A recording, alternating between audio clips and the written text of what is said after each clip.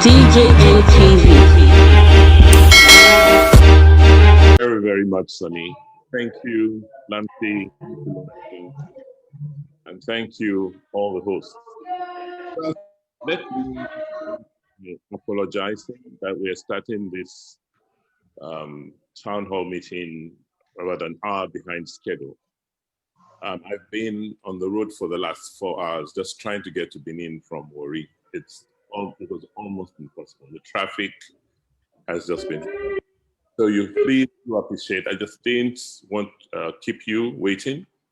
I was listening in on the, while I was on my way in the car, I was listening into the chats, the conversations you were having. So I was actually part of the, as part of the town hall when it started, but I just didn't have the video, the lights in the car to get the video across to you. That's why the delay. But we have 1 hour, minimum, and we could extend it. And I'll just, over the next 30 minutes, try and tell you what I have done since November 12th when I was inaugurated.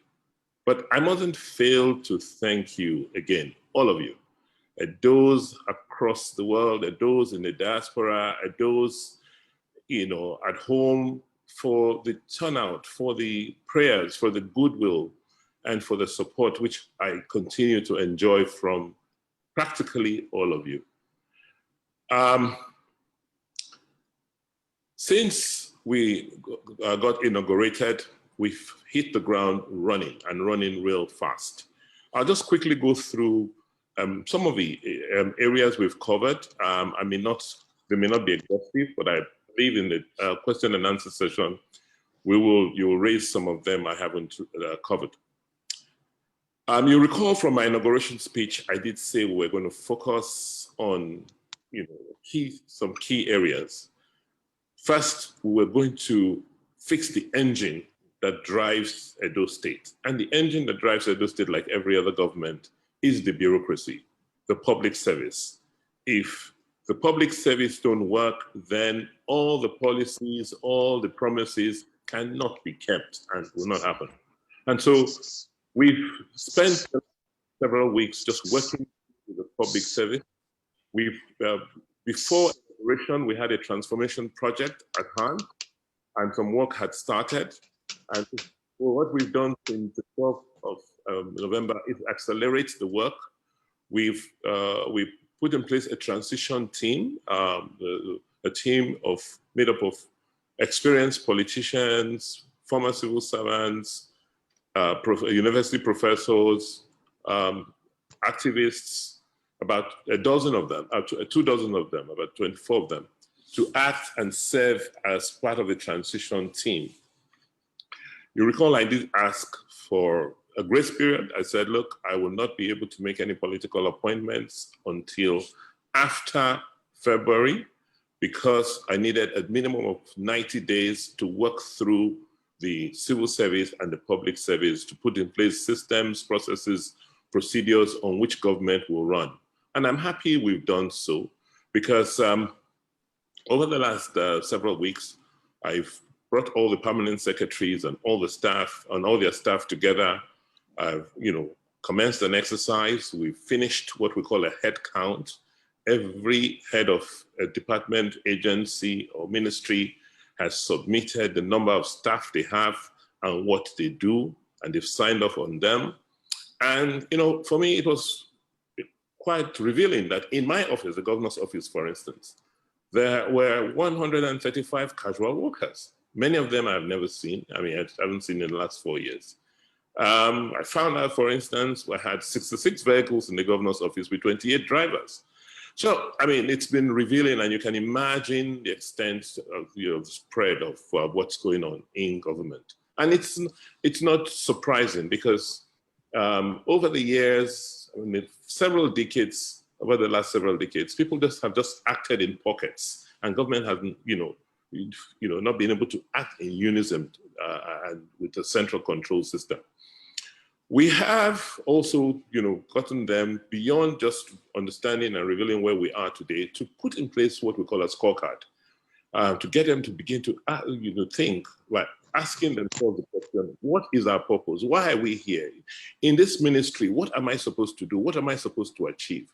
How am I organized? What should be my key performance indicators? Just like you do in the private sector, we're introducing that. And, it's been quite interesting because initially there was resistance, initially there was apathy, but I did reassure them that this was not an exercise to throw anybody out of work, but an exercise to get people to just deliver value, because we're already paying them, and the least we expect is that they deliver value. So that's working, and I'm very pleased with the progress we've made. Some of them are very, very intelligent people, and so I'm not surprised as to how quickly they're picking up. We have also, in the process, even before now, understood the vacancies that exist in the civil service. For instance, like I said, you have people who have been working as casual workers over the last 8 years.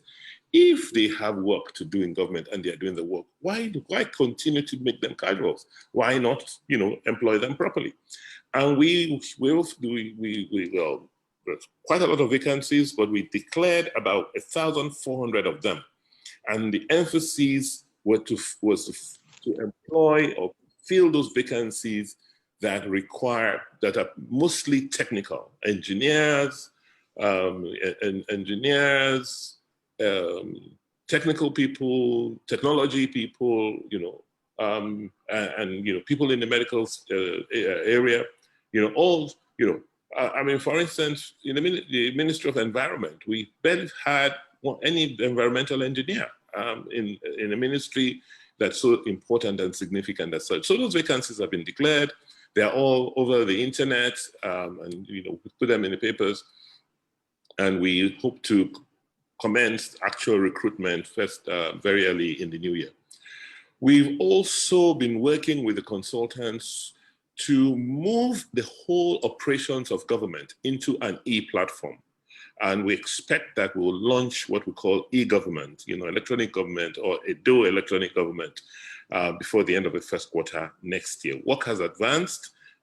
We are piloting with 2 agencies at this point in time.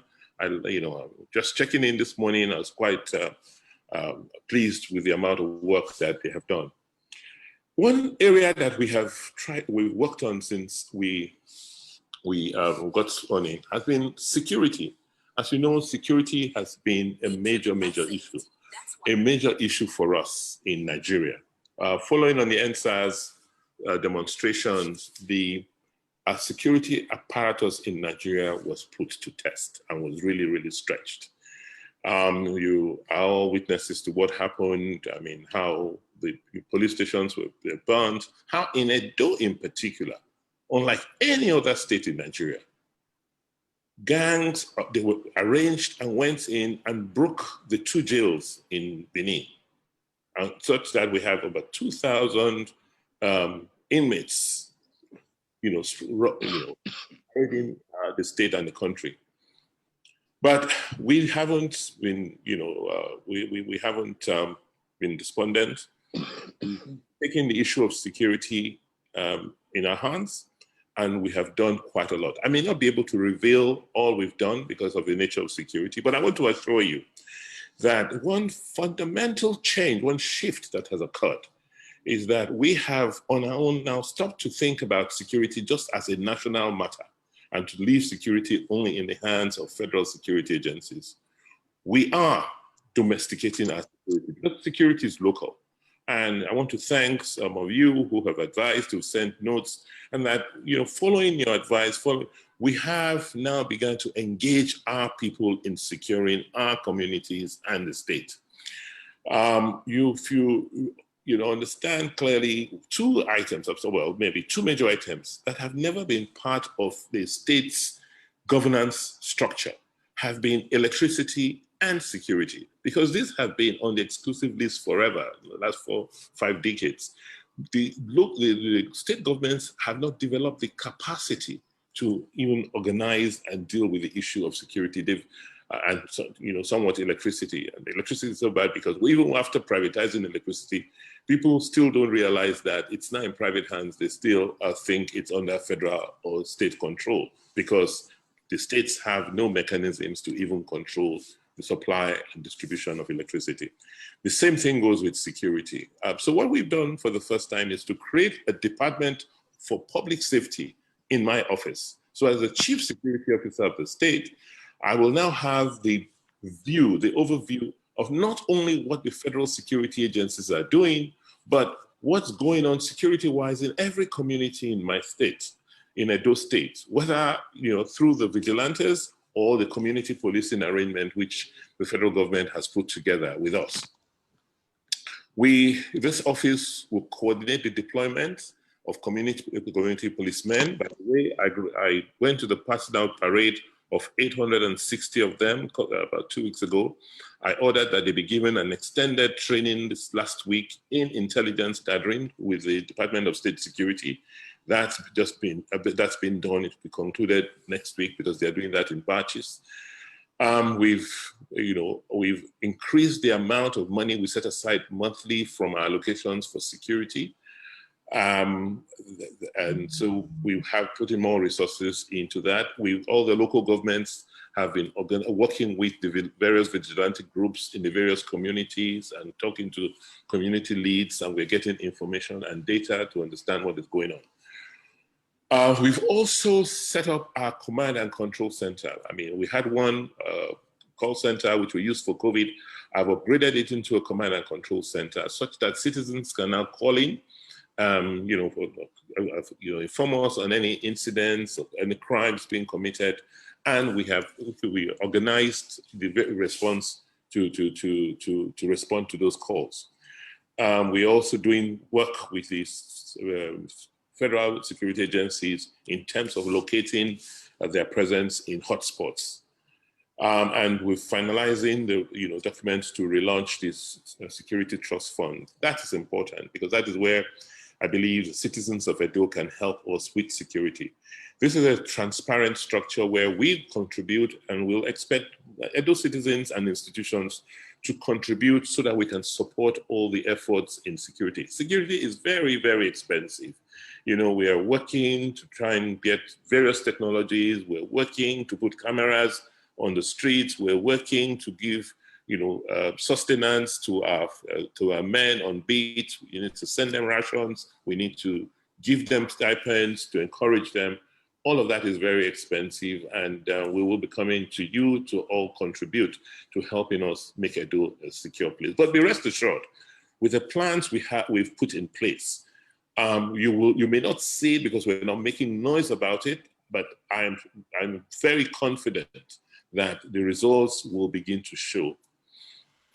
One area we have worked very hard on since November 12th is the healthcare area. I mean, you see, COVID-2 is here again. I mean, the second wave is here, and I'm very concerned. I'm going to be making statements in the next few days because we are seeing infection rates increasing at an alarming rate. And, it's getting really, really scary, and we have to do something. We cannot afford to continue to be reckless, but that is not the issue for this evening. I will be making a broadcast in the next couple of days on that. But we've continued with the redesign of our healthcare system. And the basic thinking, like I told you during the electioneering, is that you've got to separate the issue of government as a regulator of the healthcare sector and government as a provider of healthcare services. The fact that government is a provider does not mean government should not be regulated. And if the same person, the same set of institutions are doing both, you will not have effectiveness. So that is part of the work we're doing in the transformation team. And it's going very, very well. We're talking to partners, particularly in the private sector, to see how they can work with us, how they can co-invest with us in the healthcare system. We have just concluded arrangements, and a contract will be awarded for the expansion of the Benin Specialist Hospital. And work will start in January on the Stella Obasanjo Hospital. We used it. Unfortunately, there may be a delay there because, that's our we converted it into an isolation center. And with COVID-2, We may not be able to work as fast, but we will see what we can do, because we are building two sets of blocks, the existing one and a new one. We may start with a new one until we are able to vacate the isolation center from the old one. But that's working. Why I'm pleased is that I don't know if I told you during the campaigning, that we found that about 30 or 40 years ago, the whole idea of a medical complex, a medical city, had been incubated in Edo, and work had actually started. So from Stella Basanjo, from the Country Home Road to the Stella Basanjo Hospital Road, there's a 30-acre piece of land, where, the nursing school was built, a nursing hostel was being built and abandoned. There were pillars that had been put in, but I've gone back and I'm, rebuilding that whole medical complex, starting with the Stella Basanjo Hospital. The nursing school, the contractors have mobilized, and they'll, after the holidays, they'll commence construction. The supporting infrastructure, like the nurses hostel, that has been redesigned. It's a 288-bedroom hostel, and we're going to rebuild and complete that before August, before the school opens. And we have a project team that's working on accreditation process, both for the nursing school and the School of Midwifery. I'm very pleased with the project. I sit on top of those meetings, so it's not something that's delegated to anyone else. We've also done quite a bit of work on infrastructure. As usual, at this time of the year, we call the contractors, all our contractors, and I get them to go and patch the areas that we have that have been eroded as a result of the rainfall. That work is starting. Unfortunately, the rains have just refused to go. It's still raining in Benin. It rained about a couple of days ago. Rains in December tells you that climate change is real. But they're working. They have their mandates. Once they get dry spells, they'll patch those roads. And we continue to accelerate work on major projects, the Kenwa Road, it's called Textile Mill Road. We've asked the contractors to go and start on 19th Street. We have in Edo North, I think there are 2 projects, the Era Road. I've told the contractor to go out and start. In Central, we have a standby contractor who we've told to continue working. So in the area of infrastructure, road infrastructure, we're pleased. We already know what to do. It's not a problem. We're going to be funding our C4 Plus that intervenes in roads within the city. We've called the contractors to put them ready, and they should start work very early in the new year. We switched on the Osiomo power plant, the 55 megawatts, ready, good to go.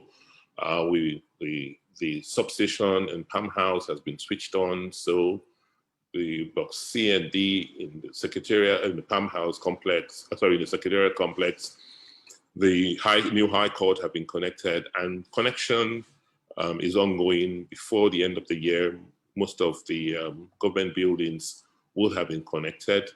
The contractors who are going to be doing the street lights, the contracts have been finalized, and they should commence the process of rewiring the street lights in the areas where we have existing ones and putting new poles in the areas with new ones. We have, like I told you, we have a contract to build 40 kilometers of street lights around Benin. We're also looking at about 5 or 7.5 kilometers for solar light, street lights in Auchi, and I think I can't recall the distance in Epoma. But those are going to, work is started on them, and you'll be seeing this lights come up in the next few weeks. The Benin River Port, or Gili Gili Port as some people choose to call it, it's going to be the Benin River Port. Work has started. We are finalizing the appointment of the transaction advisor. We have secured an office for them. And we are at the federal level, the conversations with the Federal Ministry of Finance and for some financing, and that's going well. And like I said, a lot of work is being done by the middle of next year, it will be clear how the funding will be sourced and when construction will start. We have signed up and started the process of setting up a technology park in Edo State. Signed up an MOU with Decagon. Decagon is a very interesting company that's doing a lot of work in the technology space, where they train young men, women to do work, to program, because they get the work from, from all over the world, and they have young men and women who they train extensively and rigorously to code and, and do the work. They have been successful in Lagos, and they've been thinking of where to locate to have a park, where you can have the accommodation, the what's it called, technology hubs, the centers, the technical centers where you have, I can't remember the word now. And we were able to convince them, got them to come attend my inauguration, and they were quite pleased with what they saw on ground, the availability of fiber, the availability of electricity, and we signed on. And as I speak, they're in the process of hiring the first 200 out of the expected 15,000 over the next 5 years. That should be completed in January, and we already have work for them because, because we, like I said, we're moving our public service into an electronic platform, and we've actually contracted that work out to some of these people who are going to be trained. Well, let me stop there for now. I've done about 15, 20 minutes, which I expected. If there are more questions, I will take. But to just close, I want to just inform you that it's difficult. It's a very, very difficult time for the world and also for us in Nigeria. Like we had always said, COVID is unraveling us as a country. All the things we ought to have done that we didn't do, it's now catching up with us. And there will be no quick fixes. There will be nobody, I don't see the capacity in government at the federal level to undertake the changes we want to at the rate and speed we have to. The key is getting all of us, particularly those who are outside of government, to take an interest and see how they can bring resources to bear so that we have enough firepower across the spectrum to do what we need to do. I sit down and say, look, guys, this whole attitude of, why can't government, who is government? Government is all of us.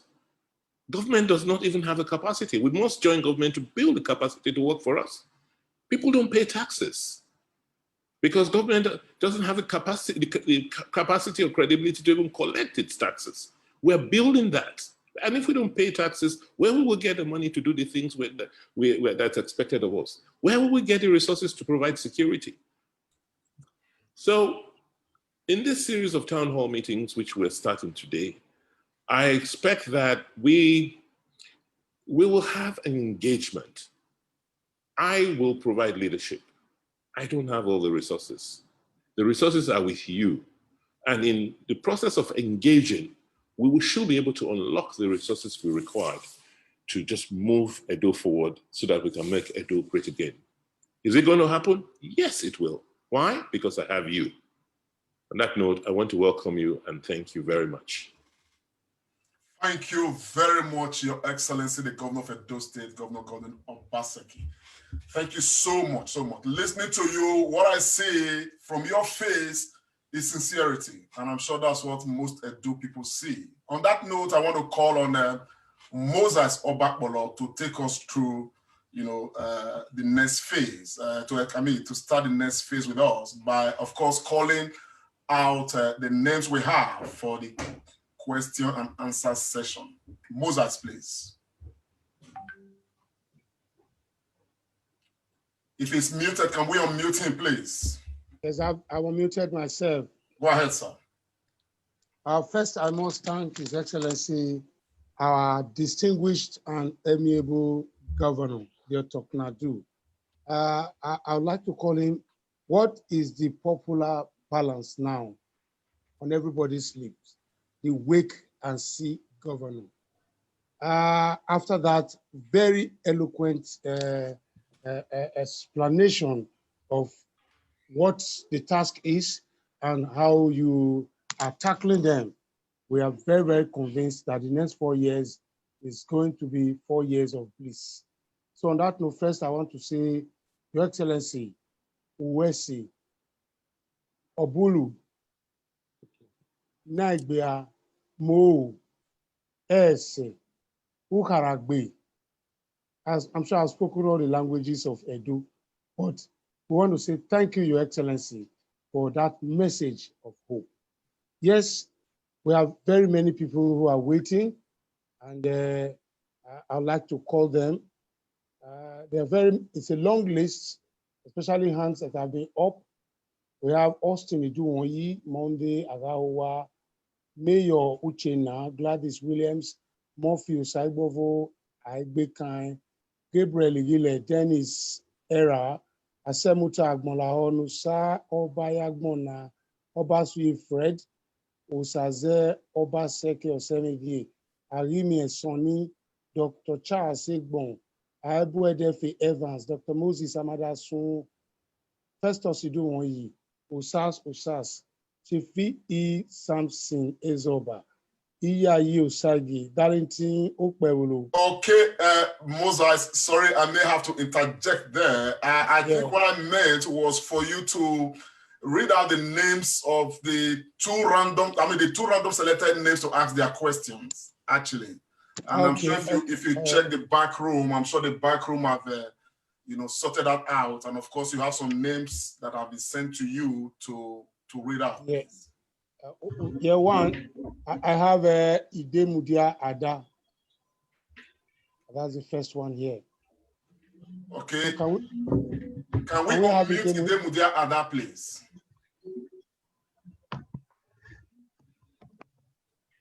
And go ahead, Loretta, please. I think Idemudia Ada has left the house. I think the person whose hand was up is Dennis Era.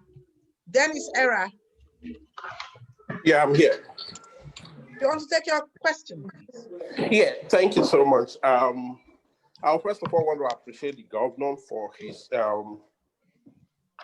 mature role in the state and for the past elections and how he was able to handle it.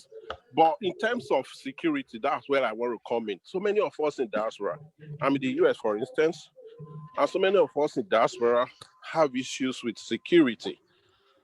That's why we are afraid for coming around to invest. I have so many friends here who are willing to invest in the state, but the insecurity in the state is so much that you're even afraid to come around for visit or anything. You're even afraid to come around and you don't know what is going to happen when you come to the state. And the stories we've been hearing in recent times is so alarming. I learned that I heard over the news that this morning somebody in his cabinet was kidnapped. Those are situations that are so scary for us over here. That's why we are afraid to invest. So I want the governor to throw more light on security in the state. Thank you very much. Before the governor comes on, please, we'll take another name and just combine them so that the governor can respond to two questions together. Please, can we take another name, please? The other name whose hands up is Sonny Aine. Akimie Sonny. Please, if we have Sonny Akimie in the house, please can we unmute him, please? And I want to please enjoin everyone to mute themselves if they are not talking, please, so we can reduce the noise. Sonny, you can unmute yourself and speak. Hello, good evening. Can you hear me, please? Yes, we can. Go ahead, sir.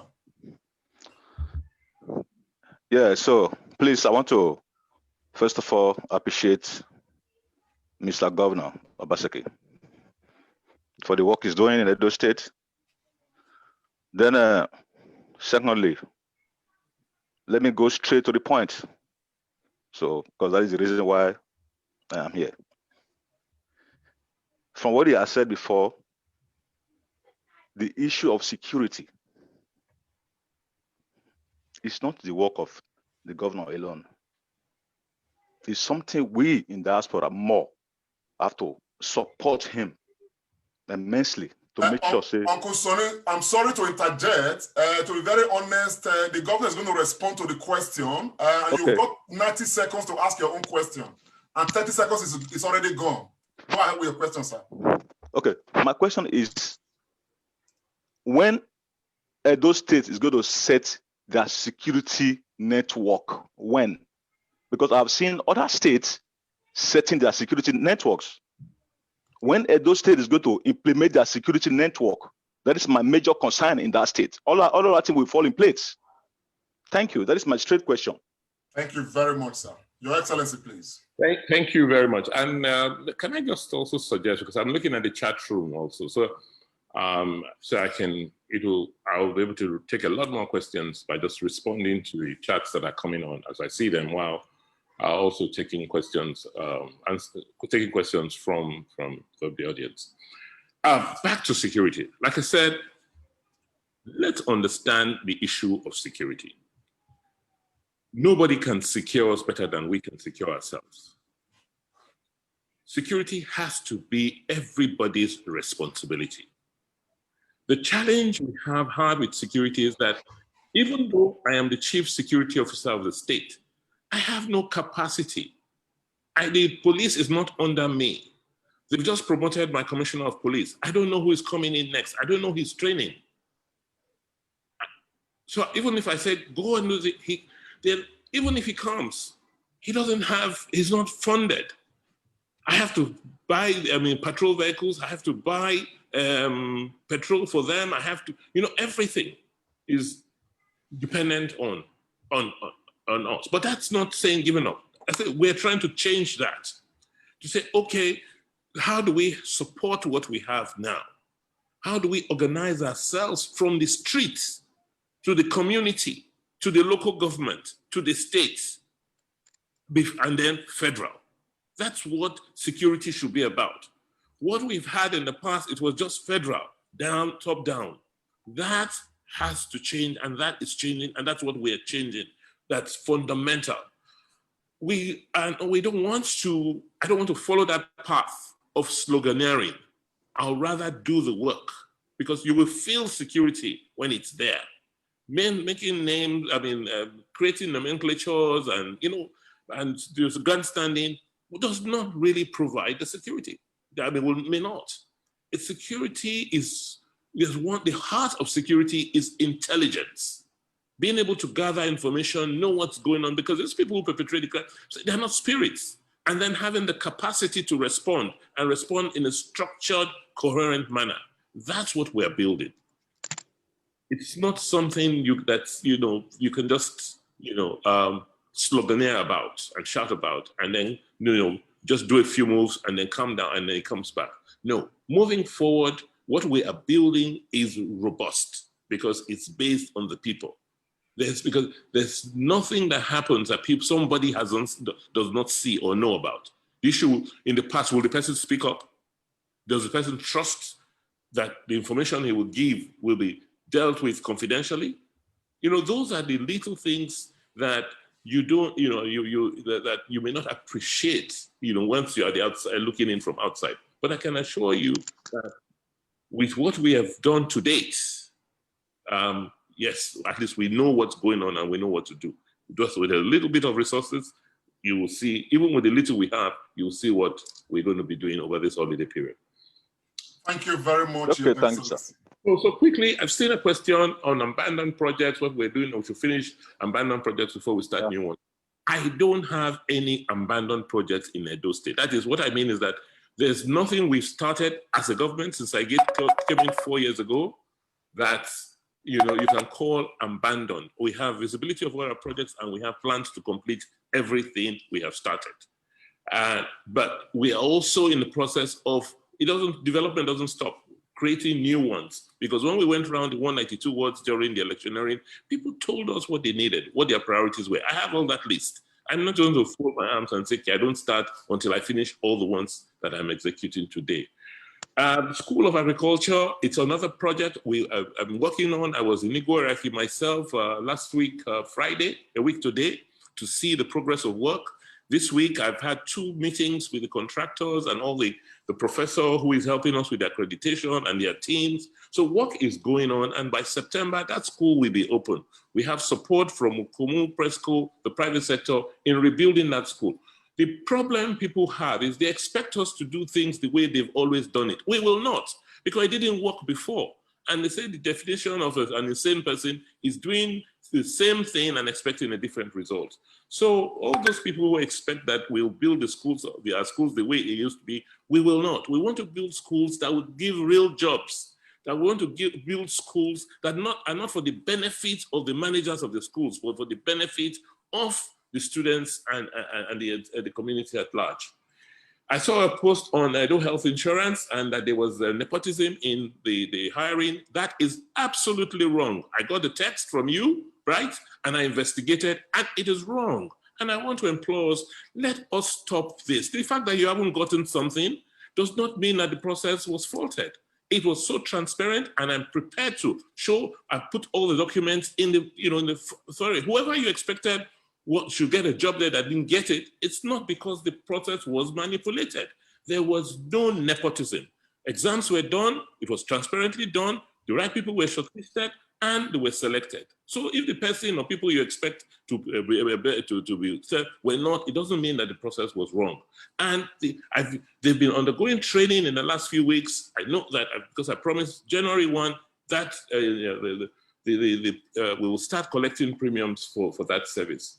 Ojerami Dam, yes, it's one of the things I need to do. It's one of the promises we made. We need to sit and walk through it. I can't do everything in day one.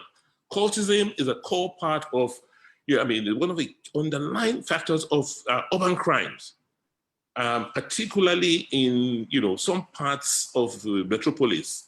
And here again, it's all about intelligence. It's all about organizing yourself to respond. We have the laws against cultism, and from what we are doing, we are penetrating those cult groups, and we will be able to handle them. Yes, Edo, I realize that the Shekiris are part of Edo, by the way. I just got in from Wari, and one of the things I did was an Shekiri event. So we understand that you're part. Edo is very cosmopolitan. We accept we accept everybody. As long as you have something to contribute to Edo, we don't discriminate. Our government will not discriminate whether you're a Jaw, you're a Shekiri, you're a Yoruba, you are Igbo speaking, as long as you live in Edo and you're a resident of Edo, I treat everybody the same. Physically challenged people, yes, it's something that I am very, very, very, very interested in. I am working, in fact, 2 weeks ago, I called the Permanent Secretary for Education to go and meet with somebody who is an expert in education of physically challenged people, and we're putting money. Fortunately, we also have some money from UBEC, and we'll add our own money to build the school for disadvantaged people. So I said I did not mention Okwila. I will, I can't mention everything. I'm going to, yes, the issues in Okwila are within my radar. This holiday season, I'm talking to all the parties to try and appeal to many of them to move their cases out of court so that we can settle peacefully and get the new king appointed, or appointed properly. I hear there's activities of disbanded CDA this is just Abudu, in some area with elders in the community. I am going to strengthen, I'm actually going through the nomination process for people who will head, the Committee on Protection of Private Property. That law says that anybody caught, undertaking CDA functions, selling other people's plots, will go to jail for 10 years. I'm strengthening that. I'm going to get a special court and anybody who, you know, steals other people's land or government land will face the law. So let's go back to you.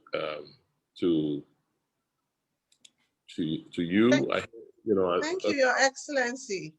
In the spirit of the chats, because you've really gone into them, there were some that came in just before you arrived, and one of them, in the spirit of talking about some disability, is someone asking, Obeyo Digie was asking about persons living with albinism in Edo State. Are you doing anything about making sunscreens available to them, either in the local hospitals or proper healthcare facilities? Yes, in the past, we have helped. We've given them resources for creams, for sunscreens, and I haven't received any requests recently, but when I do, I will oblige them. And then Clement Igbineki has asked a question more about security, which I think you have tackled. He must have gotten his answer by now. Bright Army, who is telling us that instead of paying money to India's Lebanese and Chinese, are you looking to explore the Edo diaspora for specialist and professional capabilities? And it's a similar question to Eddie Osage, who has said that in Western nations, chambers of commerce are powerful institutions of business and commerce, and they are used to attract foreign and local investors. How is the Edo State Chamber of Commerce doing, and what is happening and what's functional there? So I will let you take these, and then we can go back to call some Zoom hands. Yes, we are working, well, put it this way, we are a government that just wants value. Whatever I can source locally, I will use locally. And we don't go outside to begin to look for, you know, people to do work if we can find them locally. And, you know, for us, we just want the best. It's not my money, it's the taxpayers' money. So if I'm going to spend it, I should spend it the way I would spend my own to try and get value for it. So once we find people who are local, and by the way, we don't go out, the Chinese, Lebanese people, they come here to look for work, and, you know, and when they show us their quality, they show us what they can offer, we give to them. At the end of the day, what is important for me is providing services at the right cost. Whether it is a local, I would like locals too. I would like to make sure that my people get the work so that most of the money stays back here. And we're doing that by encouraging even those we give work to make sure that they hire locals and train locals to the extent that they can. And so, you know, I'm sure for those of you who live abroad and who do businesses, you get work, you get contract, you get work from your county, from the boroughs, your counties, from the local government, and you may not be origins of the place. I'm sure you get the work because they think and they see that you're going to add value. Chambers of Commerce, yes, we work with them, we cooperate with them, and I spend time and sessions with them, and they are involved in the thinking and what we are doing at home. Thank you very much. Yes. So someone says, Excellency, what are your plans on the new appointments? Like I said, I'm not going to make any appointments until we have tuned the engine of government. Government must work first. And I want to know, is it, you know, these are new appointments as what? As civil servants, public servants? If so, apply. You want appointments as a politician, then your constituency will throw up your name and we'll decide, we will look at it. But even as a political appointee, it has to be clear on what you are in government to do, you know, and your role, so that there are no conflicts. You know, we cannot continue to run the civil service with political appointees. There is a political track and there's a career civil service track. We need to make that separation and deepen it. Somebody talked about the museum that, you know, Bodari, you know, wanted to take your kids to the museum at Ring Road. Unfortunately, the place was a mega bear parlor. Yes, what we're going to do is, like I said, we're trying to build a new museum that's going to be a lot more, what a museum looks like. we just have this penchant because there are no outdoors, there are no parks, and wherever people see free space, particularly at this time of the year, they want to, use it. I think that's how the issue of using that place as a bear parlor came up. Well, an entertainment thing. We will look at it, but I am very careful not to displace people economically. If we're going to, then we're going to create alternatives for them.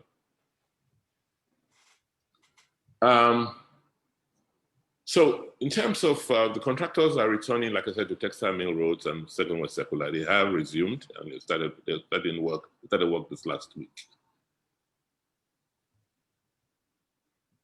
We were asked, what is my plan for medical tourism on the healthcare sector? I think that Edo is a natural hub. People will pass through. Can we bring them in here to get treatment? Yes. Do we have such plans? Yes, we do. How are we doing it? By, like I said, restructuring the healthcare system and getting people to know that healthcare is not equal to hospitals. That is a system. That we have the advantage of having over 1,000, almost 2,000 doctors in Edo. Many of them are in federal institutions, and private practice, and state institutions. When we create a system where all of them can be put to use, they can, it wouldn't really matter because everybody who goes to receive treatment has health insurance, can pay, or has the ability to pay, and therefore it's clear that the healthcare system can be properly funded. Those are all the things we're doing to make sure that Edo becomes a tourism hub, in addition to us having electricity to power our hospitals. Yes. Excellent. Thank you, sir. We'll go back to the Zoom hands that are up as well. I think Uncle Sonny Rabo, you have some people whose hands you say have been up. You are unmuted, sir.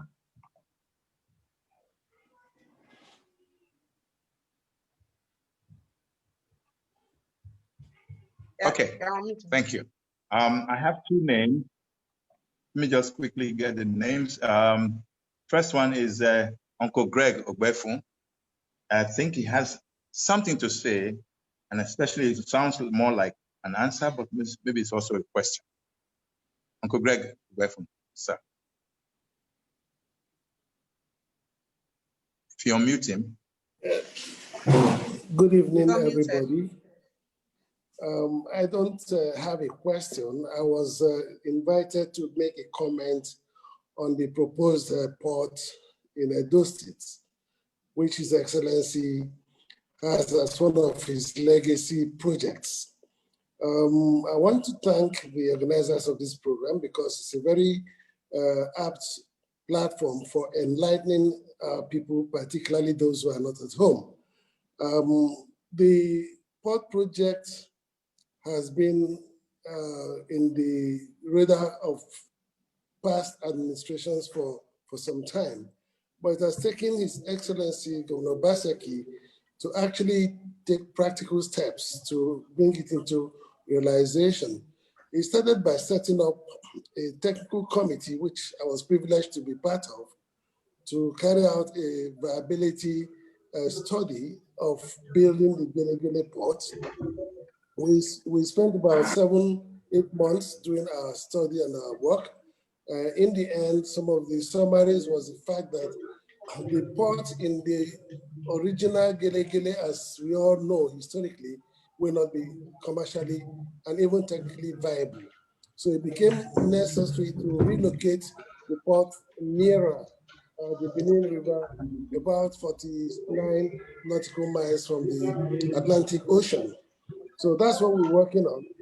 In terms of accomplishments, the immediate past committee that worked on the project has gotten to a point where they were able to identify a preferred transaction advisor.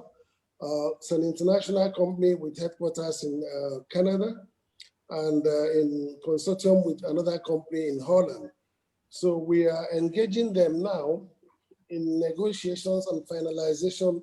So by the first week in January, it is expected that an agreement will be signed with the transaction advisors, whose job is to work with us from inception to actual commissioning. And this is expected to take about 24 to 30 months.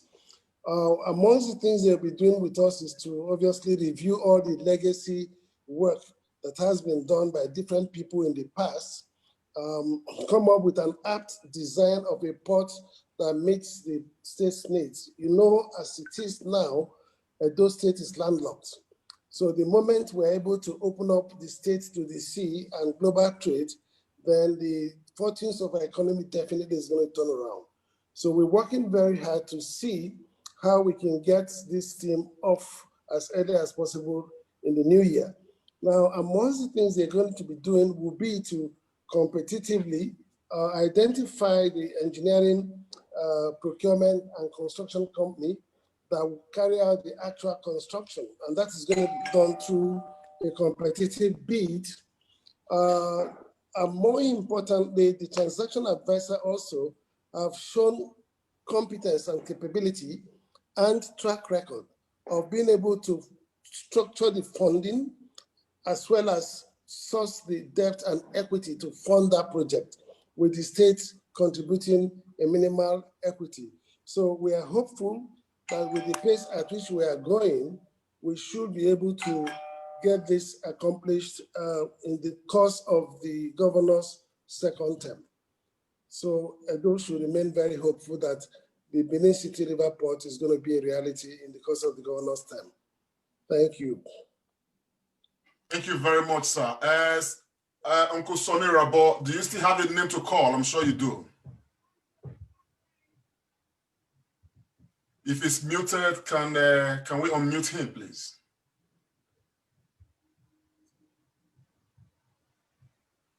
Yes. Okay, all right. I hope this accident will not keep happening to Sonny Rabo. I have Mr. Israel Wekbe, who's next. Please, you have your 90 seconds. Go ahead. Your Excellency, I'm really very, very excited to be in this forum. My question is, goes like this. The creative economy is substantially powered by young people. But critical to this sector is the need for capacity building to enable the acquisition of skills and competencies. I reckon too that there's a correlation between the academia, education, and practical training. Now, might I ask what your administration's position is in this regard, taking into consideration really the seeming lack of clarity presently? I say this with every sense of seriousness and responsibility, because when we talk about cultism and all of that, you know, young persons need to be engaged as it were. So in this area of creative economy, education, capacity building, and skills and competencies, what's the administration's position in this regard? Thank you. Thank you very, very, very much for a very good question. Let me just make this general observation that as a government, we have come to the realization that the real issue with us is not the lack of ideas. There's nothing new that has not been said or discussed in the past. What is lacking is the capacity to execute whatever you've decided on, to just make it happen. And that's the standpoint from which we want to engage, to say, yes, what about this? How can it work?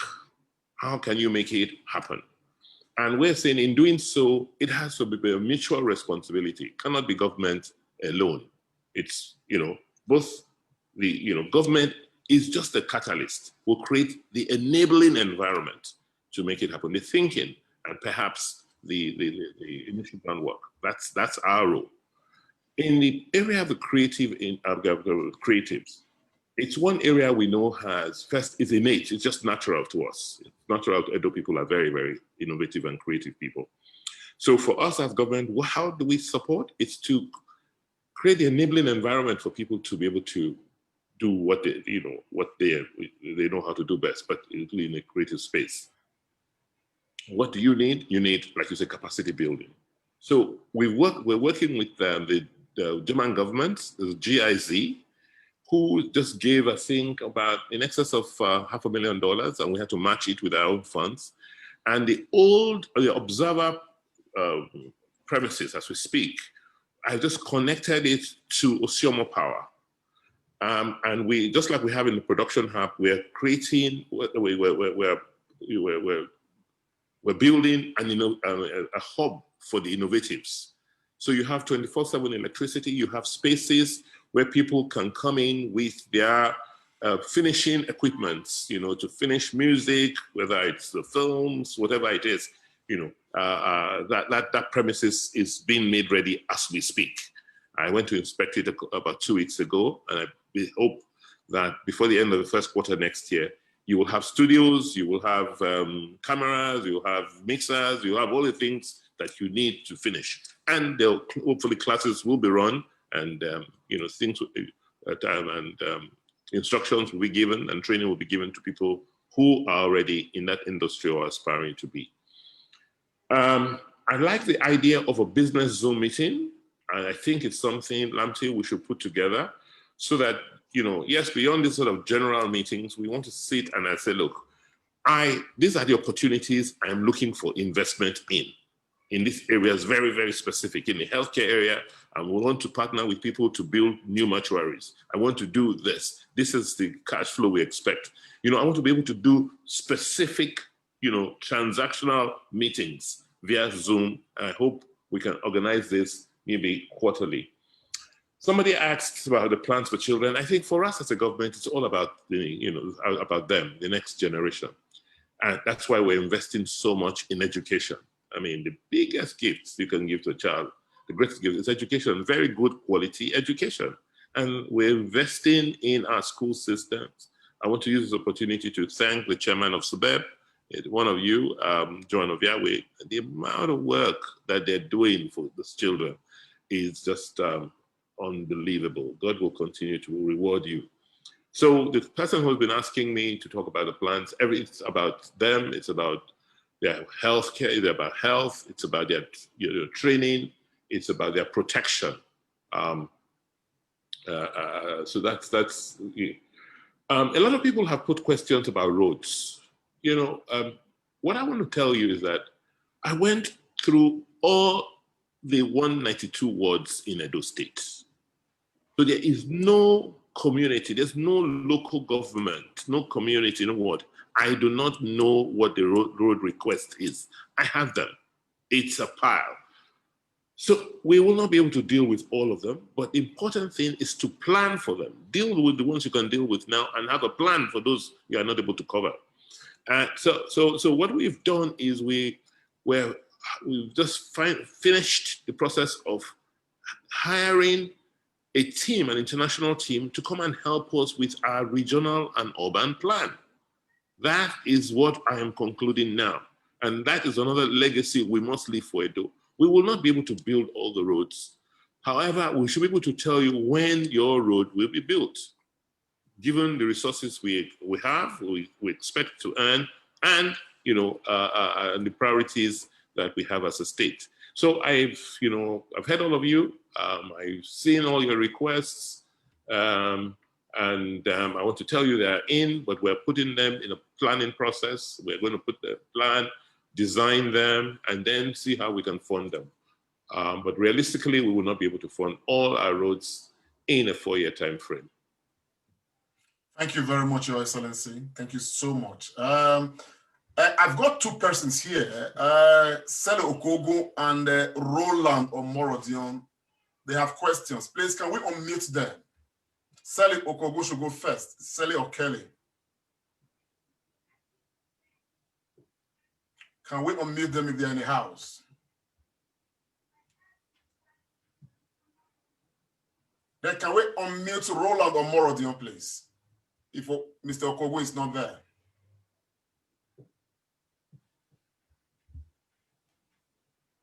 Roland or Morodion, I'm trying to unmute. I can't find both. I think he's probably left the house. And Kelly. Okay, exactly, we have, and Kelly as well. Okay, I can can't move on find to any the of them. next ones.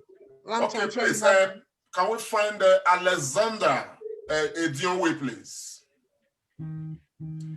Alexander Edionwe and Gladys Alexander Williams. Let's Edionwe. unmute them, please.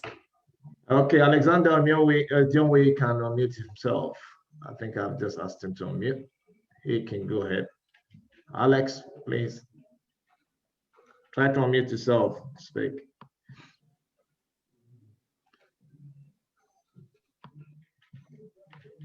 Thank you. Yeah, I can do fine. Thank you. Yes, I really don't have any question, but I would like to introduce myself so you know the angle I'm coming from, Your Excellency. My name is Professor Alexander Edionwe. I'm the President and CEO of ALPHA International Group LLC here in the US, and also we have ALPHA Global Concept Company registered in Nigeria. Our area is we are into food production, and we are ready to assist and contribute our quota in developing agriculture and agribusiness in Edo State, and also generating jobs. With the time limit I have, what I really am interested in is my intention to seek your audience in terms of strategizing how we can customize or tailor agri and agribusiness revitalization initiative that we have for Edo and in Edo State, which we also intend to use as template to use in other parts of Nigeria. I will go in detail with in this area later on if we are able to connect. Also to let you know that we are already present in— I will have to interject here, sir. With all due respect, I think the points you've made are very salient points, and I want to assure you that we will follow up with you, and you heard the His Excellency said earlier that you will look forward to a time where we shall hold a business Zoom meeting. I'm sure the points you are raising right now will be very relevant at that point. And because of what we are doing right now, which we need to fulfill, as it were, I will want to move to the next person to ask his question. His or her question. Of course, I equally have here Gladys William. Please, can we unmute Gladys William? And she's unmuted. We'll follow up on Alexander Edionwe. Gladys, you can speak. You can unmute yourself, Gladys. Yeah. Please be reminded that you have just 90 seconds. Sure. Good evening, everyone. I would say I'm very pleased to be among every one of you here. And thank you, Your Excellency, for having me here and for having you here too. Your Excellency, I don't have much to say. I just want to say thank you for your acknowledged letter that you sent to every one of us, and those who have received and those who are yet not to receive. We all say thank you. We were overwhelmed to receive such letter from you. It makes us feel blessed. It makes us have more confidence, have more courage to support you more and more and more. And I want to also say thank you for the ongoing project in Edo State and the one on Jet to Do. May God Almighty continue to lead you and strengthen you in good health and wisdom. That is all I have to say, Your Excellency. And congratulations once again. We're there here for you, no shaking. Thank you. Thank you very much. Thank you. All right. Thank you so much. I want to quickly call on Dr. Loretta Alboroko to quickly call the next group of names to ask their questions, please. Dr. Loretta. We have with who his hands has been up. Festus Ogbewi. Festus, can he be unmuted, please? Festus, you can unmute yourself. Festus Ogbewi, please. And Lucky Asenogwan, please get ready. Your hand has been up.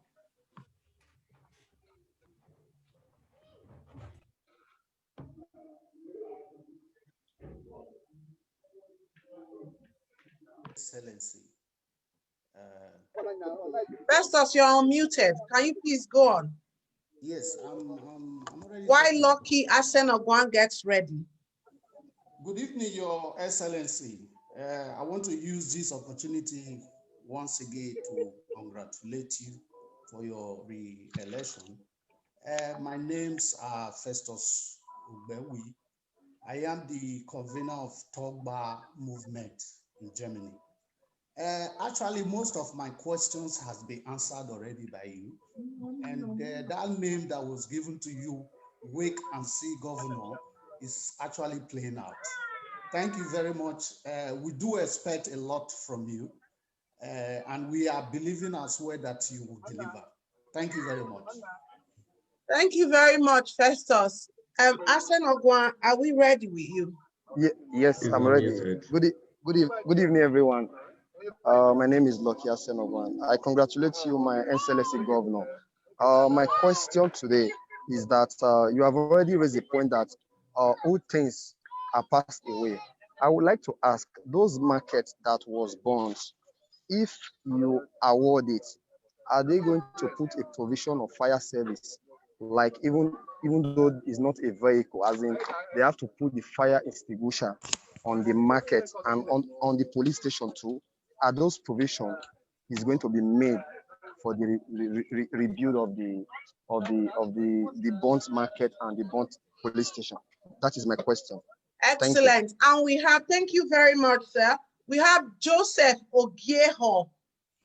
Can he please take his question in 90 seconds, please? Okay. Good evening, everybody. Good evening, His Excellency Governor Noregas Obaseki. Thank you for finding time to come to us this evening. I'll go straight to my question. I was a security officer and I live here in London, and I want to come in terms of the security situation in Edo State. Just as you have rightly said, you as the governor cannot do everything and you need the help of us in diaspora. So I want to come in terms of security, because the way I see the security in Edo State is not working the way it should be. If you will permit me to share my expertise with you or to help build the security apparatus in Edo State, I think I will be very happy, and I will be glad to join you. This is my license, so to prove to you that I am a security officer. So it's being renewed every year, but I stopped renewing it because I'm not using it. So if you want me to come, or if you want me to share my expertise with you, because the way I come home every year, twice a year, but I stopped coming because the security is not working. So I really, if you want it to work, and I'm willing to support you, and I'm willing to help you to make it work. So Thank you, sir. So those in diaspora can be happy to come home. Thank you, sir. I think those all across the world are just like you, wanting to key in. So before His Excellency takes this, I'll just add on 2 charts. One is a very practical one. Edo Dynasty Worldwide, they are saying they sent a representative to this college of, so the technical college yesterday, and that they were told that the places people get to do their practicals, it's outside of the technical college. So Edo Dynasty Worldwide wants to know why this is happening. And they're also asking what is happening at Egualo. There's supposed to be a technical college there, because they believe that upgrading the technical schools is the key to a better and vibrant economy. Then someone is saying, sir, that in order for the government to save money, he saw you at the School of Nursing and he saw you wanting to revamp the place, which is a very good idea. But he's saying that once you revamp the place and you build the hostels, can you please charge the students a fair amount? It's not too much, but something, so that at least the government can make some money back to put into some other things still within the nursing school. And this is Nosa Obano from the US. Thank you. Thank you very, very much. And thank you for all the great questions you've asked. I don't want to keep you much longer, so I'll just attempt to answer all the questions as briefly as I can. I want to start by once again extending my profound appreciation to all of you who've come out to support our administration. Many of you on your own cost flew in to attend the inauguration ceremonies. We really do appreciate and thank you immensely. We had to keep the ceremonies low key because of what is going on, with security and COVID-19. So we apologize that we couldn't have the kind of big splash that people thought was required. But nonetheless, I want to, put it on record that all of you without exception, we're just unbelievable in terms of your response, your prayers, your good wishes, your goodwill. That's the energy, that's the oxygen we need to keep us going. And we will, with God on our side, continue to do our best for our people. Let me just talk about teachers. I'm going to do a mix between the questions asked and the ones I'm seeing in the chat room. Teachers, yes, we are currently hiring teachers. But we call it a fellowship, the teacher fellowship. So we're hiring teachers who will train for 3 years before absorbing them into the Edo State Civil Service. And what we're doing is we're hiring them in their locations, because we noticed that we've been having problems with posting teachers. You find some areas where you have excess teachers, and many areas you have you don't have enough. So what we've done is we've gone through we've gone through to see where the distribution of teachers, and we started this project where we will be hiring up to 3,000 teachers, but we will be hiring them in their communities, and particularly where there is shortage. We're battling, to make sure that people do the right things. Yes, you don't have a job, you're in Benin, you want to teach because you're from a particular community. I'm not going to employ you in Benin, except you are in that community and the community leaders endorse and tell us that you really live there. We will not employ you, as a teacher. So we're employing teachers, and the process is on, and hopefully by the beginning of February, we'll announce and we'll begin to pay them. And for agriculture, we've done a lot in agri. So I thank the young man who talked about his interests. Interestingly, we have some Americans. People who are in the diaspora who live, these ones who are currently farming and partnering with us in the agricultural projects we're currently undertaking in Edo. I have at least 5 of them, and they come in and out, and some of them are doing well. And so we just encourage you to join. We don't want to talk anymore about these things. We just want to do it. If you're ready to come and take the risks, get on a plane, come here, we'll show you the opportunities. And our role is to try and reduce the risk for you. Our government is not a farmer and cannot be a good farmer. So we're not even going to, but we'll create an enabling environment for you to farm. Yes, we're looking at crops. The crops will have a competitive advantage in, like oil palm, cassava, rice. By the way, most of the rice we are consuming this Christmas in Edo State, with government is buying, we're all grown in Edo this season. So I'm happy to tell you that we have Edo rice. We would have had more, but for the flooding flooding of some of the farms. But we're going back to encourage people to grow rice this dry season. You talked about the technical schools and the placement of students in technical schools. In fact, we're going through an exercise now where we are trying to geolocate not everybody everybody who has a technical business. The children need to be apprenticed. You can't do everything theoretical in class. So that's why if you are, you are into welding, for instance, fabrication. After you've taken a few classes and been trained, we'll send you outside to a welder's shop or a fabrication yard to go and work. We can't keep you in school and just to give you the theory. That's why it's technical. We want to produce people for the markets. So that's what's happening. That's why you didn't see those kids. They're all been placed. We'll continue to look for people who can absorb them. whether it's in the technical school, school of agric, school of education. We want to prepare people for work from a very practical standpoint. We're more interested in the outcomes and not in the motions. Yes, for the buckets we're rebuilding, we're putting hydrants. I mean, in fact, we've told, even for the existing ones, we're working with the market associations to make sure that they have boreholes, they have water, they have hydrants, and train the security, the people who manage the markets, to be able to respond when there is fire. But you recall that those fires were just not normal accidental fires. They were really arson by you-know-who, the lions and the tigers. But thank God we've tamed them, and we hope that we won't have any more such fires. And when we do, we're building capacity to respond. Lastly, someone talked about expertise and water in Eastern land. Well, for water, I'm just happy to announce to you that the waterworks in Iboha has started working.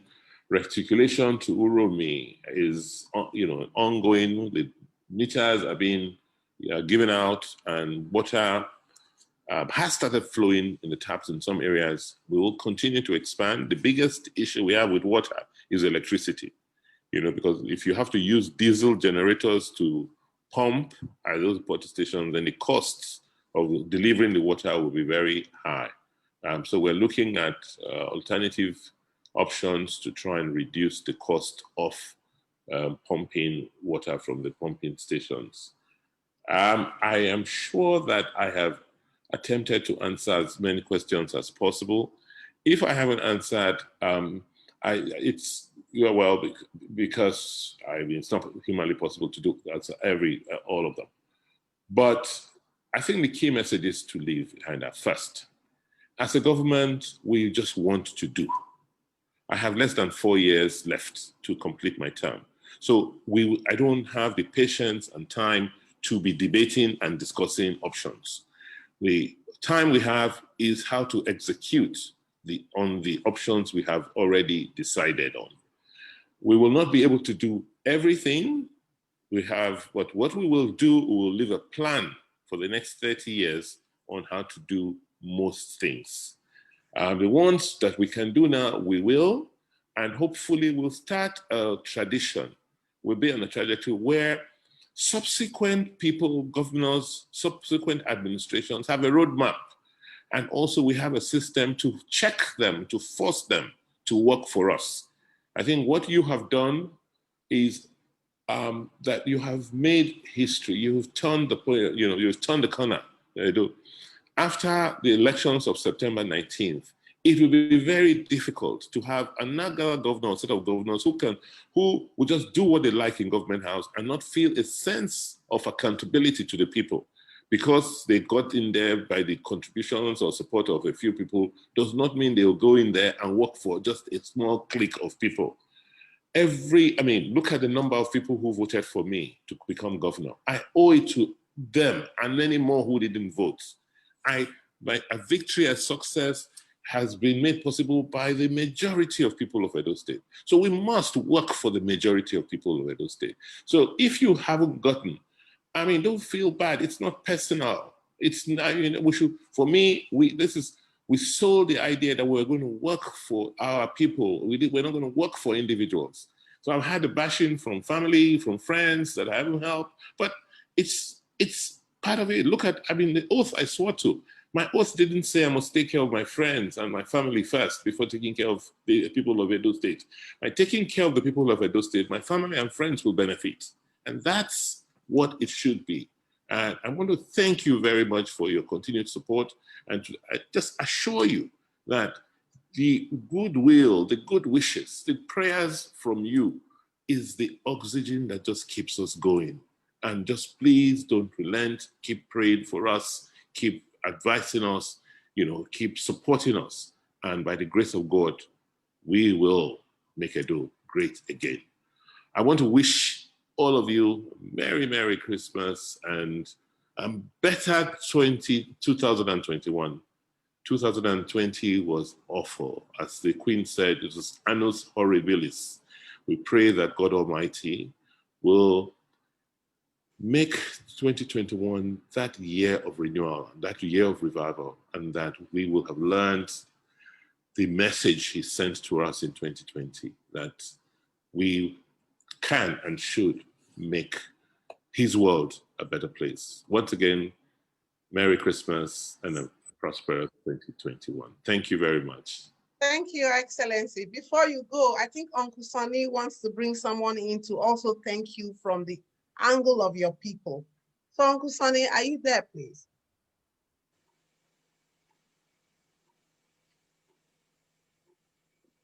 Yes. Please, can we unmute him, please? Yes, he's unmuted. Uncle Sonny, please.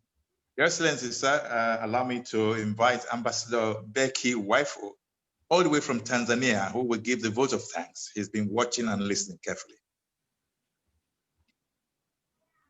Ambassador Waifu, please.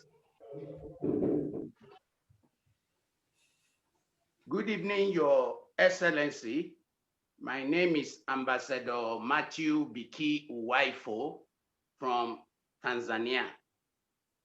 I want to, first of all, very wholeheartedly thank you, Your Excellency, for this kind of community engagement with all people of Edo State and friends of Edo State, including those that didn't vote for you.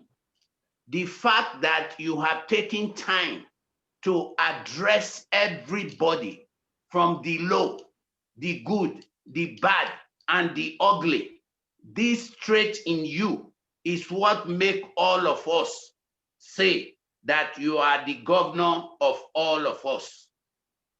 We are all in this first series of town hall meetings interacting on how to move our state forward together. You are the first governor in Nigeria to have blazed this trail. Please, sir, keep it up. I also want to thank all Edolites at home and abroad who are here today participating in this meeting, making a sacrifice of their time, love, and resources. It is a clear indication of how much interest we all have in the continued good governance of our state. The governor has addressed key issues in his talk today, and persons have asked addressed areas of core concerns. We have brainstormed together for close to over 2 hours now. It is clear we have a rebirth in Edo State. There is a new order, which is the envy of other states in Nigeria, and in fact, the African continent. I can clearly confirm that to you, sir. However, I want to use this medium to reassure all of us that the court cases are warranted storms in teacups initiated to cause distractions to positive governance and the type of rebirth which Edo State require right now and has never had before. So let us all not fall into the trap of losing the mega vision. We must stick together to help this government. The governor cannot do it alone.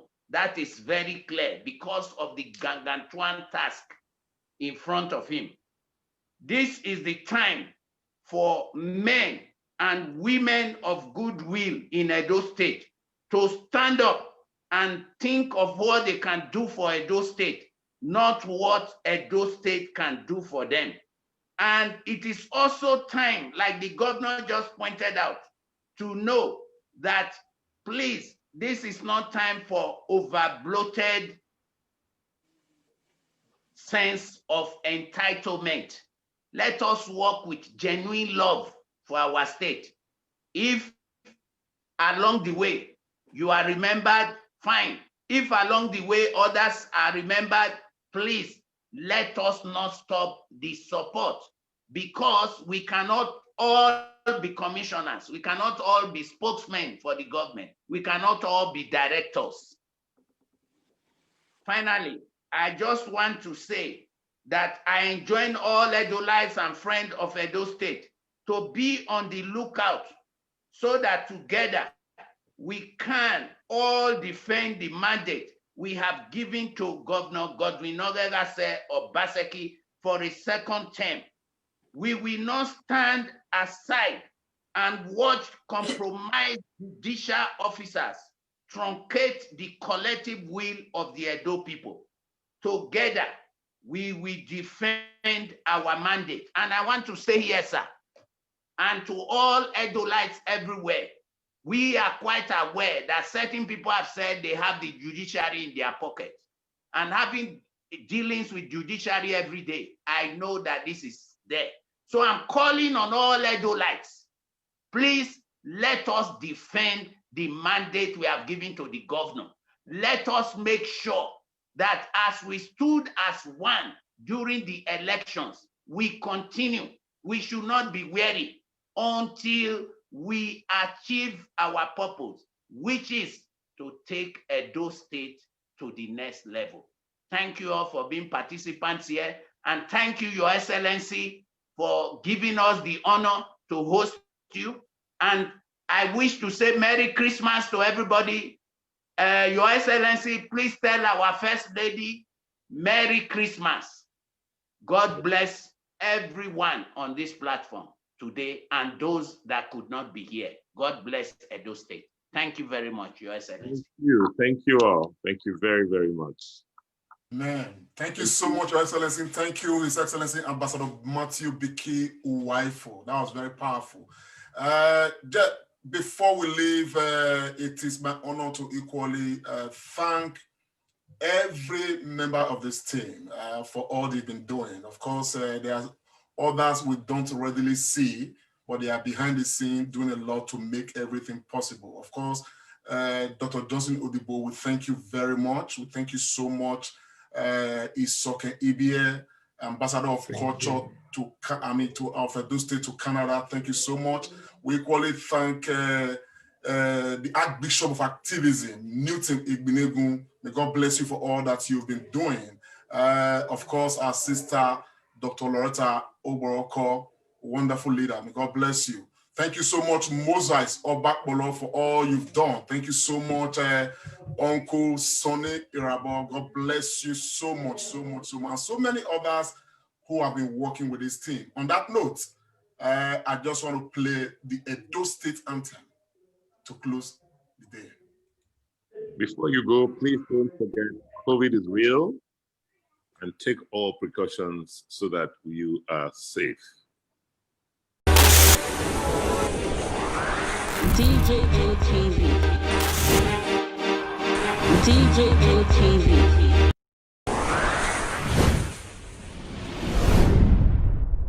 Fulani people don't say no, they don't like us.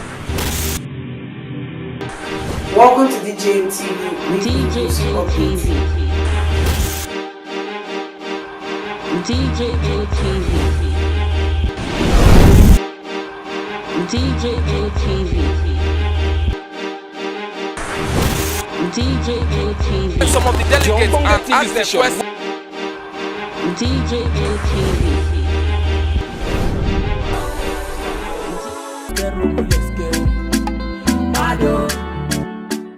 DJM TV. DJM TV. DJM TV.